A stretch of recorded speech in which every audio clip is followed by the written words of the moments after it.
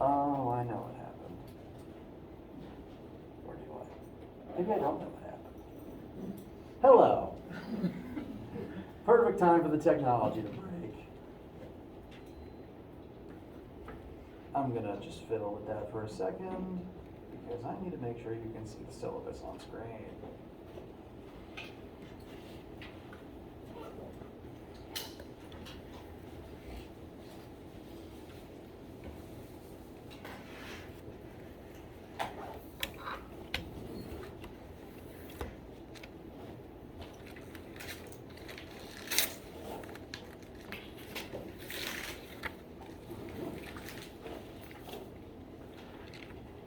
I came in and I hit the button, it made a noise, which says it should work, but now I see a wire loose, so I'm very confused.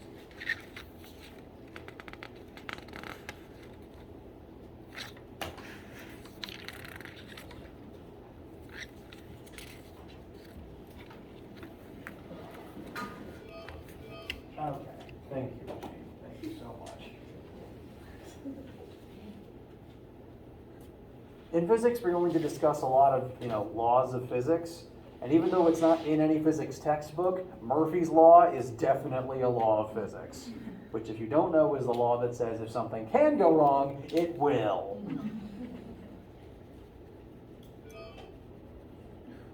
I think it's trying. It's trying. It had a long summer, it's just waking up. So, same as the rest of us.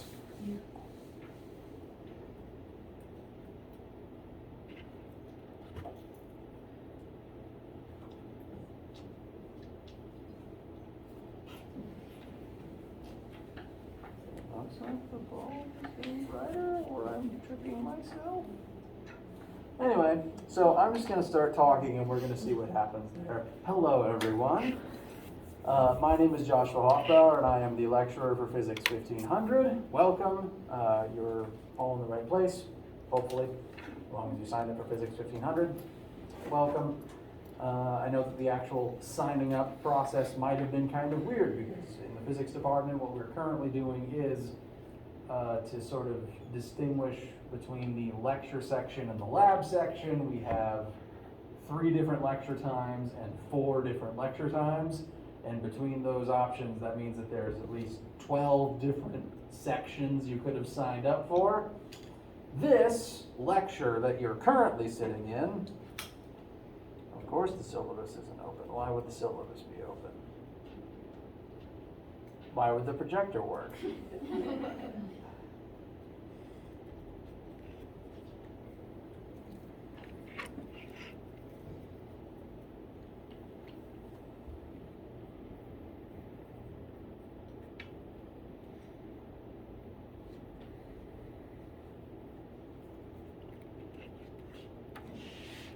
Oh, there it is.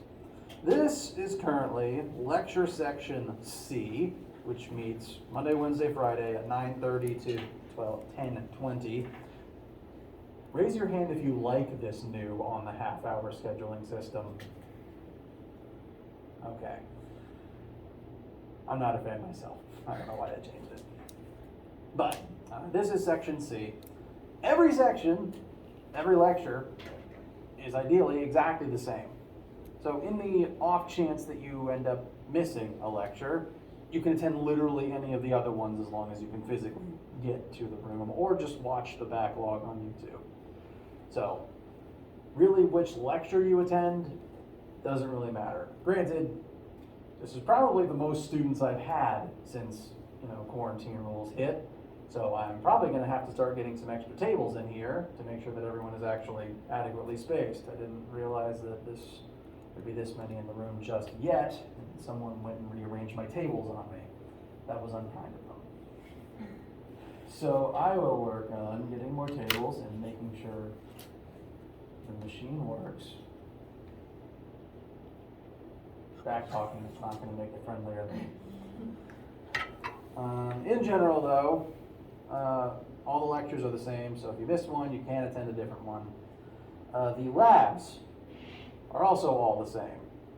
When you signed up, you probably signed up for some combination of lecture and lab like CV or EX. The 9:30 lecture is C, the 10:30 lecture is E, and the 11:30 lecture is F. They're all literally one right after the other. I'm in this room for 3 hours. That's fun.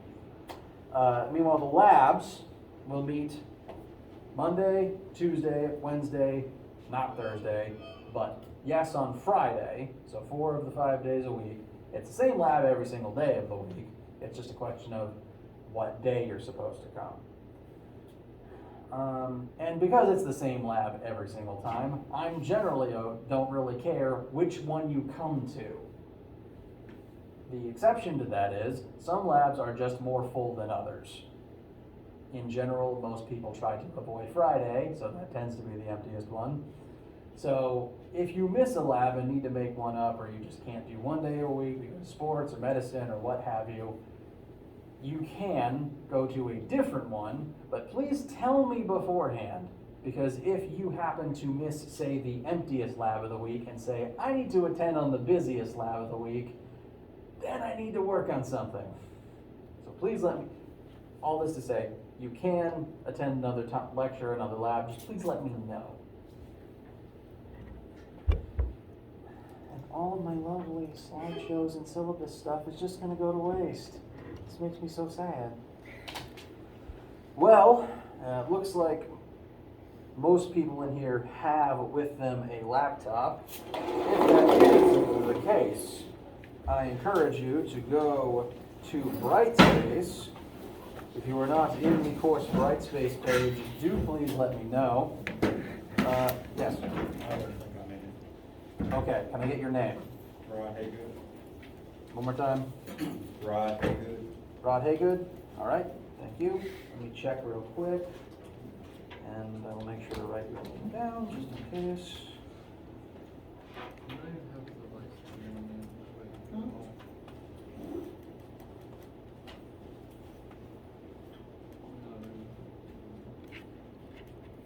So I am checking to see if Brightspace. Please make your way to the Brightspace page, just in case. I do see you in here. Oh. I'm not in it either. Me either. It's just Okay. not on the website. Yeah, it's not. Yeah. I don't It's think. not showing up on. I don't think we can see Oh, it. that's just delightful. My personal hypothesis. Like in science fiction, we always have the machine uprising. We have fortunately not given the machines the ability to revolt, at least with guns. So instead, the machine uprising, my hypothesis, is just every machine on Earth being hyper passive aggressive against humans and not working right. Be kind to your toaster. So, give me a moment. See what I can do about that. Oh, now the internet's not working.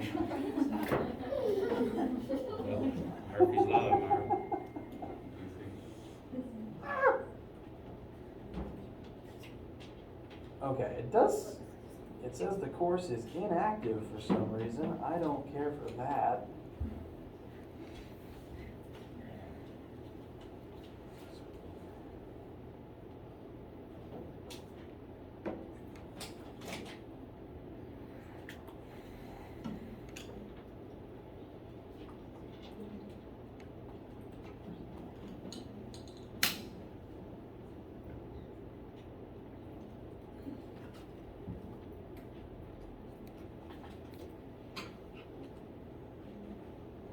Okay.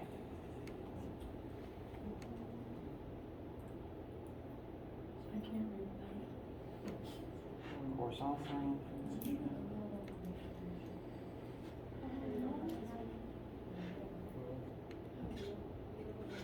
Ah, good. I don't have to email the administrator. Course is active. Course is active. Be nice to your toaster. Course. Okay. At least on my screen, it doesn't say inactive anymore. So everyone, please refresh your page. It's on mine. Thank you.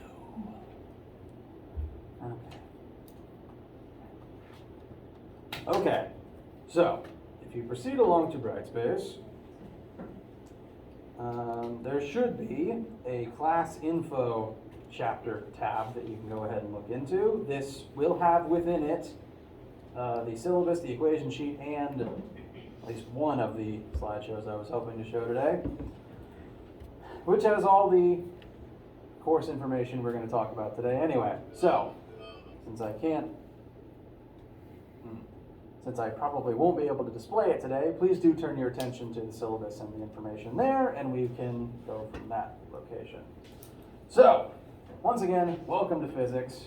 I am the lecturer for this particular section. I'm the lecturer for every lab section and every lecture section, so no matter which one you attend, it's me. Hello.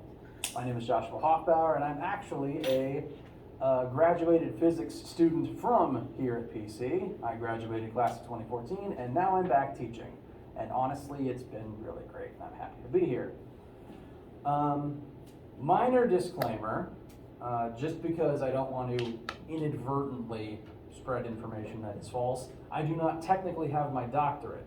Now, some people who haven't met me yet will email saying, hello, Dr. Hoffbauer, but I don't want to make people think I have my doctorate when I technically don't yet.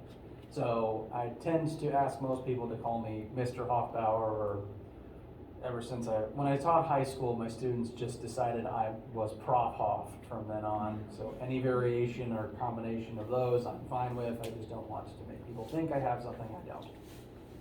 So, hello, welcome. I was a physics student here, and I had classes in this room, so it's still a very surreal experience to be on the other end of that. I am very glad to be back, and because I learned physics here, I know the ins and outs and the pitfalls of what it's like to be in a physics class at PC. And because I was in the majors track, the majors physics classes, I am aware of all the differences between them, and I am fully aware that if you guys are in this class, none of you are physics majors, and I'm under the impression, please correct me if I'm wrong, that none of you probably especially care about physics. Or else you would have been in the 1600 class. Which is fine. You are here, I presume, because you need physics to do something else. Is that the general consensus? A lot of universal nodding. Again, if that is not the case, please let me know. But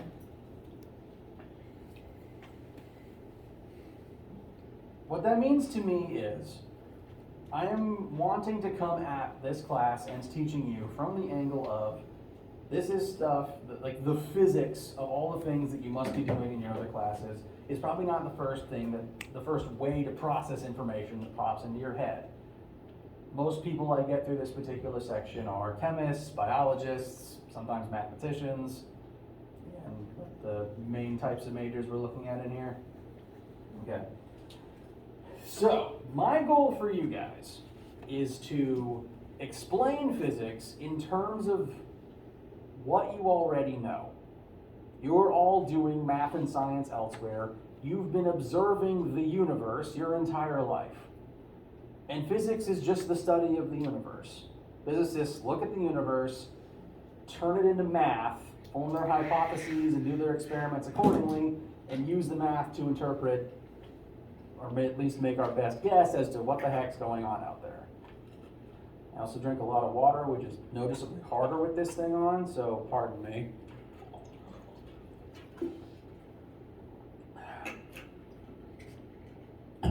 So, my promise to you guys, I'm going to get you through this class and the next one if you need Physics 1510 as well.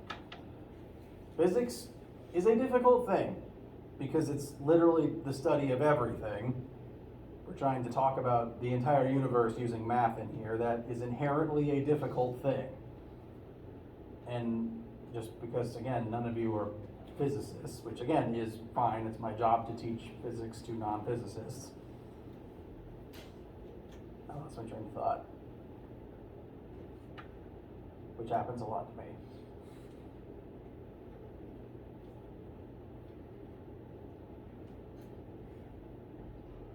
Get us through the class. I'm going to get you through this class. Physics is not your enemy. It is something that you're going to have to overcome, but I'm going to help you make sure that you overcome it. This is not, I do not want this to be, you got class versus me. This is, I want it to be class versus the things that we have to learn. I'm gonna help you guys through that. What I like about teaching is helping people understand things. The moment when someone actually gets something, when the gears start turning, when the light bulb turns on, that's why I do this. I just really like that. And because that's my goal, I'm going to try to describe every single thing we do in terms of stuff you already know. Because physics is the study of the universe, and you've been living in the universe your whole lives. Between 1500 and 1510, every single thing we talk about is going to be something you've already experienced. You know, forces, friction, even when we get to electricity, you've been dealing with this your whole lives. You just might not have put words or numbers to it. My goal is just to help you understand what you already know and help you know why it's important. Because in general, knowing about all of this stuff can make your life easier no matter what you end up doing, and it can help you not crash your car and not electrocute yourself. So that's handy. Also, not burn yourself. We're going to talk about heat and thermo in 1510, and you know, steam burns are nasty, so we're going to avoid those.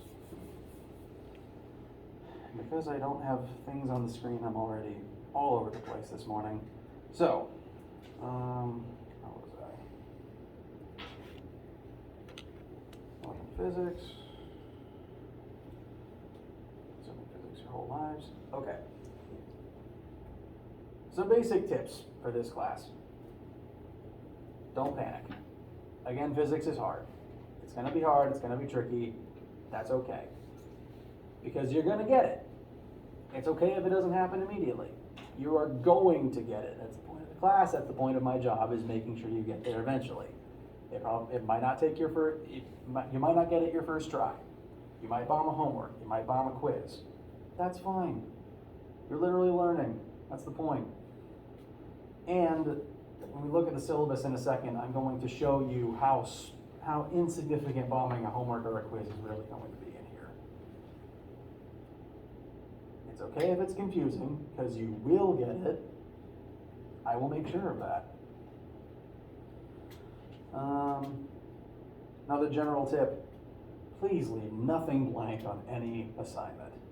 I've had in the past students who look at something, they literally have no idea what to do, and they just leave it blank, which is the worst thing you can do for yourself in this class, for two reasons. One, when doing physics word problems, reading the question and then writing down literally anything about it helps kickstart your process. When we look at word problems together, first step is always read the question, but second step is to figure out exactly what useful data you can pull from the question. And typically when I'm doing a problem on the board, that's going to take the form of going over to the side of the workspace and copying down, A equals blank, V equals blank, etc. That simple action of just putting the number next to the letter helps kickstart the brain's physics doing process. The next step after that is usually in the workspace, start writing down the formulas you think are going to be useful that you're then going to plug your variables into. Just looking at your formula sheet and seeing, okay, we know an acceleration, we know a velocity, these three formulas have those in them. I'm going to write them down, and I'm just going to look at them and start moving things around and see where it goes. If you literally have no idea what to do, just those steps can kickstart your process and can get you to an answer. So please leave nothing blank for at least that reason. The second reason you shouldn't leave anything blank is I grade super heavily for partial credit. I want to reward every single thing you do right. It's not a pass-fail thing. It's not get to the answer or zero. If you do every step except the final answer, if you do every single piece of algebra but don't write down the final actual calculated number, you'll still get 90% of your points. You can get 50% of your points almost just by writing down the variables and the formulas. And if you, again, literally don't know anything, if you just look at it and your brain farts and you have nothing, my philosophy is any answer is technically better than no answer. I've had a student write down the opening lines to the Bee Movie, and I gave them 1 out of 10, because it's an answer and it made me laugh. And 1 out of 10 is better than 0 out of 10, mathematically speaking. So please leave nothing blank. It hurts my heart when you do, and it hurts your score when you do. I don't want either of those things. Additionally, please ask questions. I want you to ask questions. The second any question pops into your head, no matter how zany it is, no matter how much you think, I should be getting this, if I ask this, I'm gonna look dumb. Even if I'm in the middle of talking, please ask. Because if you are confused, odds are someone else is wondering the same thing. And I don't want you to be confused, not get something, and then still be confused the next lecture where we build on top of that past thing we were just talking about. If you're confused here, it's gonna be terrible when we're all the way up here. I want you to stop me in the middle of lecture and ask your questions, please. I don't care if you think it's gonna slow things down. I don't care if you think you're gonna sound dumb. I want you to do it. Deal? Okay. Speaking of lectures, the way things are generally going to work within this, when you come to class itself, I'm going to have various slides explaining concepts up on the board. These slides will also be available on Brightspace, so you can look at them if you don't come to class. You can have them up on your computer, draw on them, put your notes on top of them, whatever you want. We'll also have examples that we're working together, and we're going to work a lot of examples together. I'm also going to stop exactly every 3 minutes to ask, do you have any questions? Again, I want you to ask them, please. Some of my favorite things that have happened within teaching physics is when people just ask the zaniest questions that pop into their head.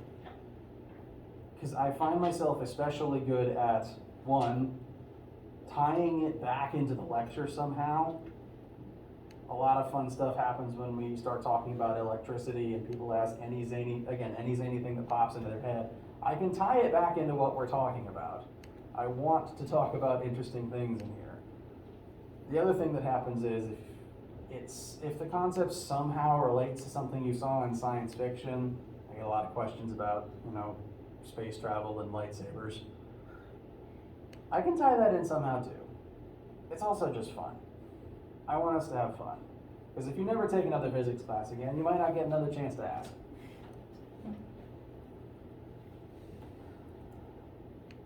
And again, not having the projector has kind of thrown me all over the place. So I'm probably rambling a lot. I do apologize, but I am technically paid to talk, so.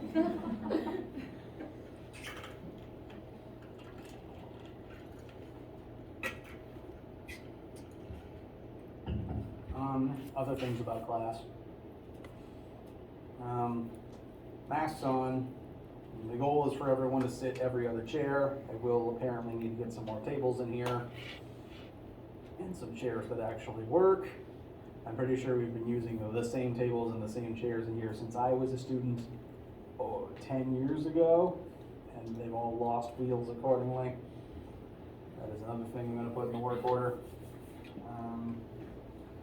About halfway through lecture, I also try to incorporate a time where everyone can go fill up their water or go to the bathroom, because it's exhausting for me to just talk about physics for 50 minutes straight sometimes, let alone for you guys to be processing physics for the first time in your lives, possibly.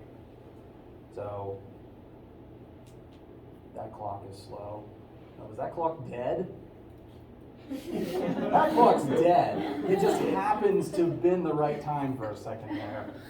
So that's annoying. It's currently about 10 a.m., so we're actually coming up on the halfway point, which is usually when I'm going to ask, if you need a second to check your emails, get some water, now's a good time. I do encourage you to come to the lecture unless, again, you are sick or have some other thing keeping you away. It is totally fine if you miss a lecture. You don't have to necessarily email saying, I'm gonna be 10 minutes late. It's fine. If you miss one and you can't attend a different one, there's the video. I'm gonna upload every lecture. YouTube, the link to the YouTube channel I use is in the syllabus. I'll probably put some links up, make sure that the links are available on the Brightspace page outside of the syllabus as well. It is not the end of the world if you miss a class. I don't really take attendance. You're all adults, you're all responsible for your own way of learning the material. I've had students who never came to class and still passed the course in the end, so whatever works for them, whatever works for you. That said, coming to lab is important, because if you miss a lab day and you don't make up the assignment somehow, that is a 0. We usually have about 1 lab a week. You come to the lab, you do the lab. That is itself the contained activity. Your lab group will turn in your report at the end, and you get a grade for it. If you as an individual miss a lab completely, then that's a 0 sitting in the grade book. Again, if you're gonna miss a lab, it's okay. You can attend a different lab in the same week as long as I know which one it is and there's space. We could even try to work out a way for you to make up a lab outside of that time as well. That would be fine too, I just need to know about it. We're gonna average about 1 lab a week. I say about because there's gonna be weeks where we don't have lab. This is one of them, because obviously we didn't meet lecture Monday and there was no chance to have lab Monday or Tuesday, so we're just not doing it. So, official ruling there, no lab this week at all. Doesn't matter what time you're supposed to come, just doesn't start till next calendar week. Next calendar week, we're going to begin the habit of going to lab room and doing things that are assigned lab times, but our first task isn't actually going to be a lab activity. It's going to be sort of a short review quiz to gauge where you guys are on physics coming in, so that we can compare it to how you guys do at the end. So next week is mostly just the habit forming of go to lab room at 1:30. And I will let you know on a week-by-week basis if there's not going to be lab for any reason.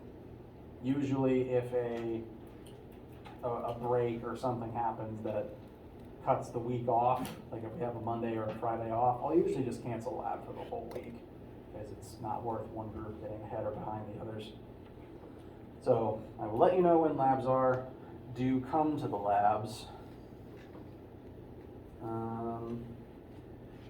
And I'd say this is a good chance to pause for a second for me to catch my breath and for you guys to do whatever you need to do before we actually finish the rest of the syllabus, which is everyone's favorite thing to examine for a length of time.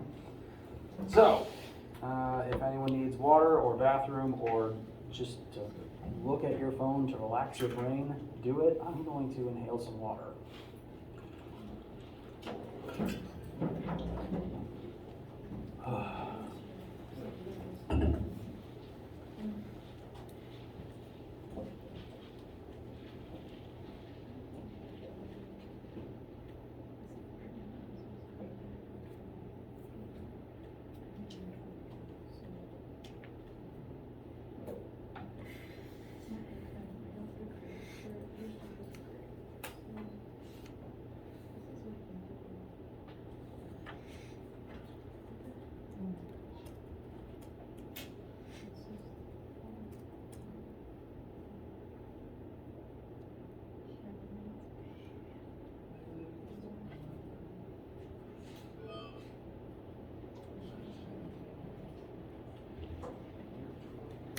I have a question. Yes.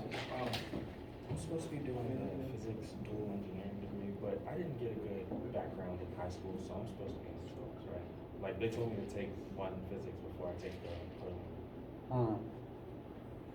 I am I'm just going to preface everything I say next with, I might not be the best person to talk to, just because I'm pretty low on the totem pole around in the physics department here, so I don't I don't have advisees, I don't know the tracks and things like that. So I probably, I will give you as much information as I can, but I'm also gonna recommend you talk to, I haven't seen Dr. Wanless recently, I know Dr. Owens is around. What I do know and what I will try to tell you is, I think the idea is it 2 years here, 3 years there, here, 2 years there? Okay. Now, I would assume actually that you might actually need to be in 1600, just because that's the physics for majors involving calculus that I would assume is more relevant to the engineering side as well. I could be wrong.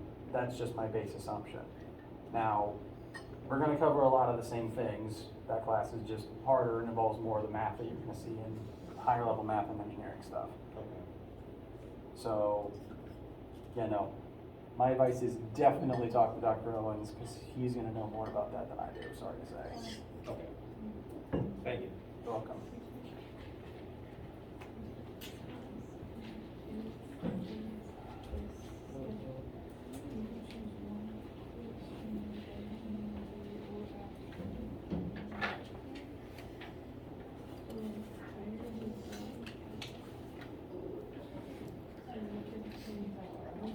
I'm going to take this quick opportunity to submit a maintenance report to the projector.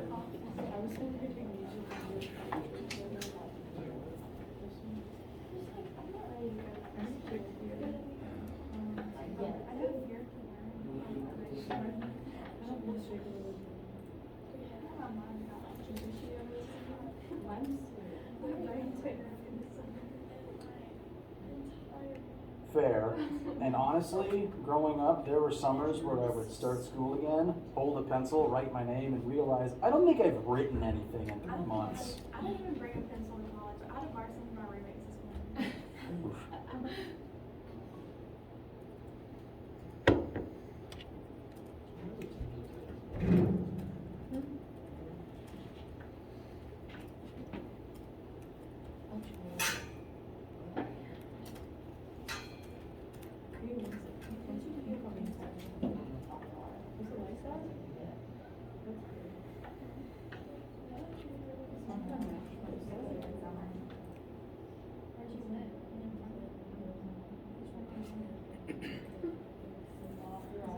Watch us listen to training cases. We need something for the spring.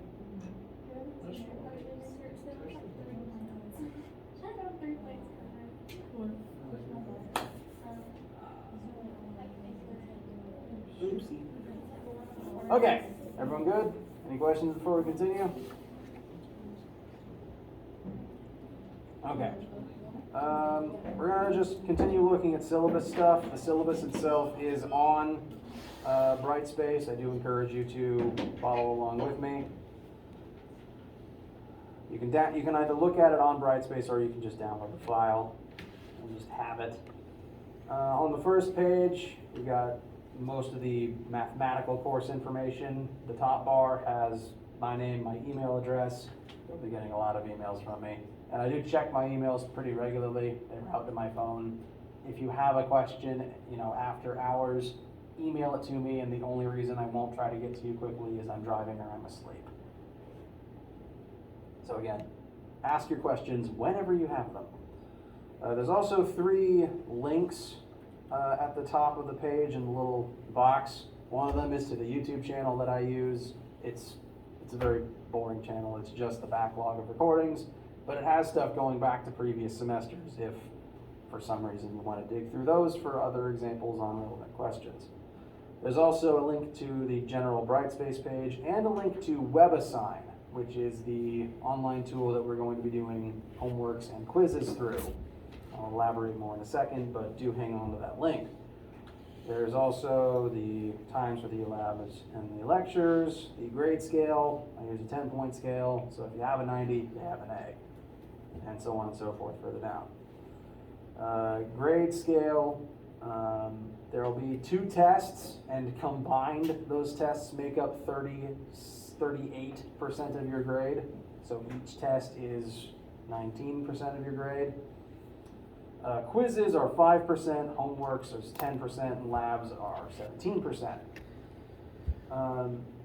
It's weighted this way so that we're going to be doing about one quiz and about one homework every single week. They are each individually a minuscule part of your grade. Homeworks and quizzes are designed for you to go in, make your mistakes there, so that you learn and don't make them on the test. The homeworks and quizzes are designed for you to be able to bomb them or miss them. It's fine. I do recommend you do them, but technically speaking, if you did no homeworks and no quizzes and still made hundreds on everything, it's possible, you could still have an 85 in the class.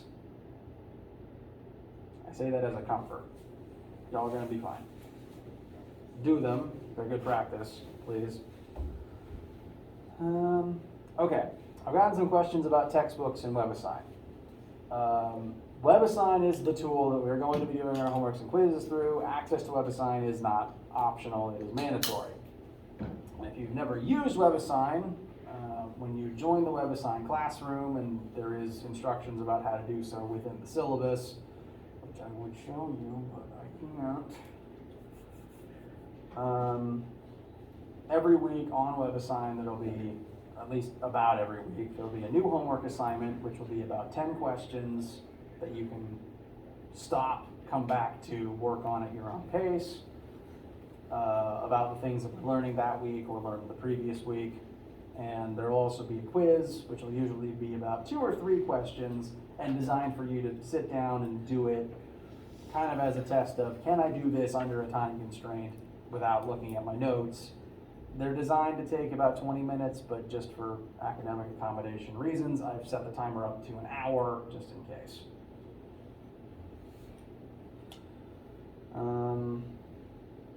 And I am so thrown off by the projector not working. I am so sorry. I did not know this would throw off my groove so much. And there's no window to throw anything out of. Let's see.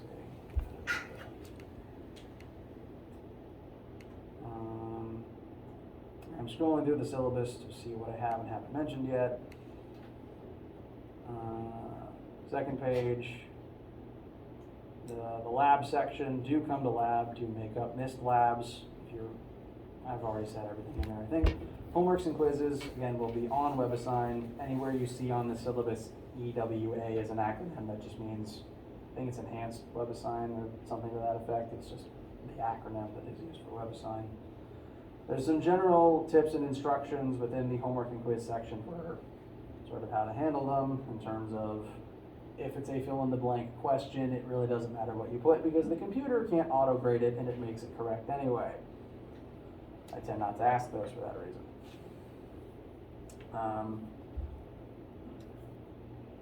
Over the next week or so, I will be making sure that all of you can access WebAssign to be able to do the homeworks and quiz. There's currently no assignments up, but I do encourage you to go ahead and make sure you can access the class on WebAssign. If you haven't used it, can at least try to log in and show you my screen by physically turning my computer towards you so that you know what you should be looking at. The syllabus later on does have instructions and some visuals for helping everyone get in, but I have had some issues and some students have had some issues in the past. So over the next week or so, as you are trying to access it, please tell me if there are any issues at all. However you access WebAssign, whether you bought a book with a WebAssign code or if you just go to the WebAssign site and pay for access there directly, you should be able to enter the class code in the syllabus, which should sign you up into this particular class. And, no, not the logout page.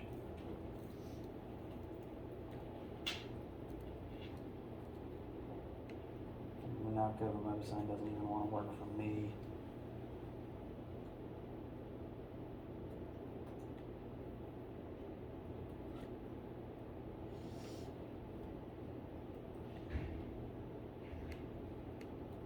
Okay, I don't have time. I have to keep talking.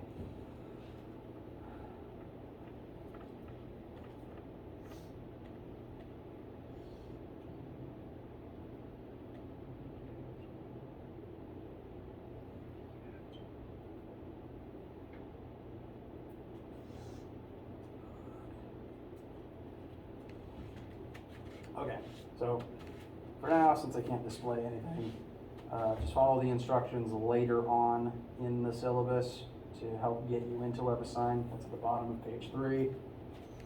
The class code is there as well.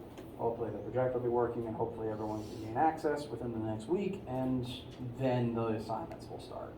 Yes. The one that the bookstore has, we can just buy that one, and that's just the access code, not an actual textbook. I believe so, yes. Okay. I tried to set it up that way. The book that I listed on the syllabus is the book that all of our questions on WebAssign are based off of, and it's the book that it does reference sometimes. So if you want, just some people learn this way, if you want the tactile book to be able to thumb through and look at the examples and the lessons in, this is the book that these lectures are based on and that the homework is based on. But some people will just never open it if they don't have to, so I don't want to force you to buy a giant paperweight if you're not going to use it. That's why I listed it as optional. I barely open the thing these days. Except to check my lectures. Homeworks, quizzes will both be on WebAssign. Third page. Tests, we will have 2 within the semester itself. Those will be on pre-announced days that I will make sure everyone is aware of about a month in advance. Expect to have one about every month and a half or so. Ideally, we're going to cover about half the course, test 1, half the course, test 2, and then review up until the exam. That's the goal, at least. I will make sure that you guys know when the test will be far ahead of time, so that if you have any sort of a conflict, we can schedule around it, we can make sure that you can make it up. You will be able to take the test, and you're all going to do well on the test. I write the tests myself. There'll usually be about 10 questions of things related to what we've been talking about up until that particular test. Tests are, what's the word I'm looking for?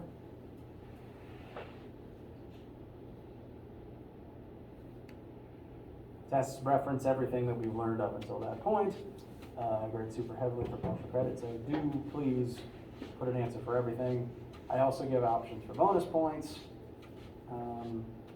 So again, do everything on the assignment and we'll get you more points that way.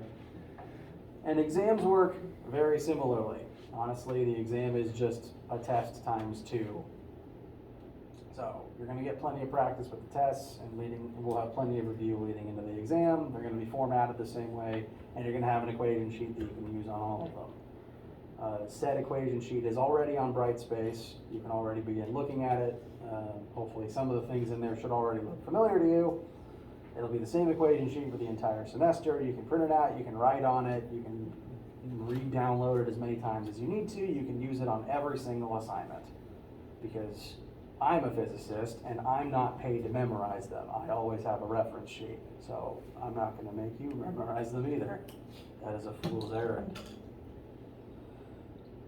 We're running a little low on time here, so a couple minor things to be aware of. Bottom of page 3 and the top of page 4 is again information about accessing WebAssign. I guess your assignment for right now is make sure you can get onto Brightspace and make sure you can get into WebAssign. We'll start learning probably Friday. For right now, please work on those. The last page contains tips and etc., mostly things that I've already mentioned, including a visual guide on where to find my office, because it's tucked away in a corner that no one knows how to find. Again, if you have questions, you can usually find me there if I'm not in here or the lab room. And that's pretty much the whole syllabus. Any pressing questions about the class itself? Okay. Then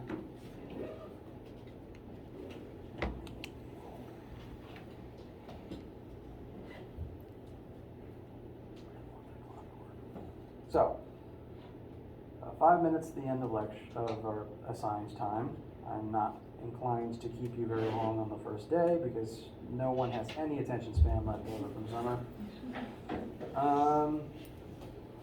Before we go, again, it's kind of ruined by the fact that I can't display it on screen. But I usually try to introduce myself. There's a slideshow that I was going to show you to give you some more information about me, because you're going to be hearing me talk possibly for the next year if you also take 1510. Hello again, I'm Josh Hoffbauer. I'm a big goofball, if you couldn't have already been able to tell.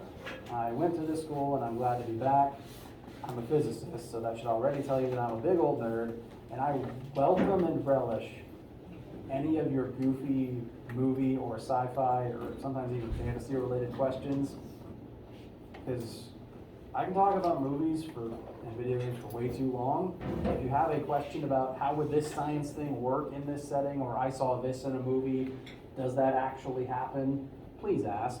It's fun for me, and I like the goofy questions, frankly. I probably go on class-long tangents if someone asks me the right question.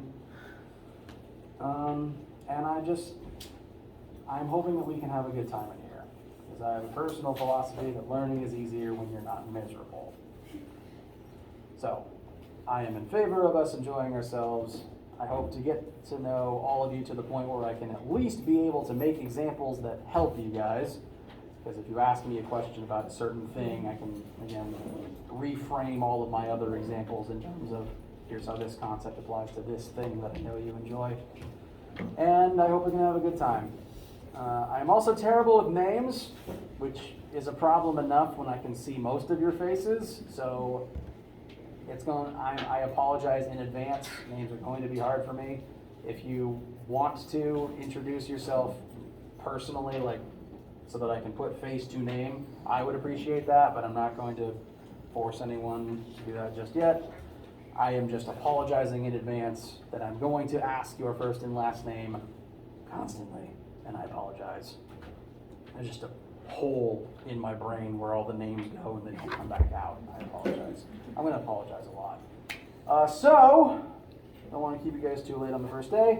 Have a wonderful day. Make sure you can access WebAssign and Brightspace.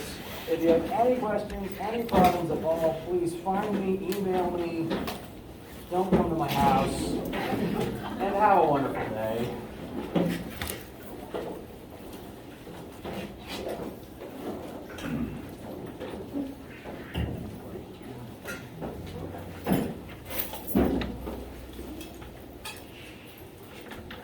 How was your wedding this summer?